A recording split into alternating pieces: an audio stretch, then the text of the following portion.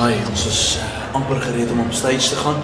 Ons wil net finaal bietjie kyk wat maak Corneille voordat hy op stage gaan. Ek wil graag vir julle wys, hier is baie belangrik. Dit is deel van jou voorbereiding. It's part of your front, you know, to get ready for a show, my own. Let's look at what he does. This is going to blow your mind. Look at it. Watch, he's concentrating so much that he can't even see me. You can see there on his face. He's absolutely focused. That is what it's all about. Guitar playing is about visualizing. It's about more than just playing. It's about getting that inner peace. You know what I'm saying? Look at him. Just take a look here. What you can see at this stage, he's levitating. He's not on the floor, you see.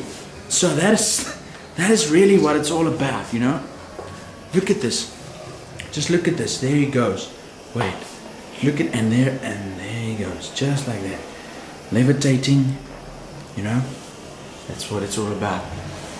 Ja. Dames en heren, soos julle kan sien, dames en heren, dit is vir ons vat het baie ernstig op. Corneille is nog in 'n trance. En dan, nee man! Moenie dit doen nie, hoor. Ons is amper reg om op te gaan. Sien julle nou, op die stage.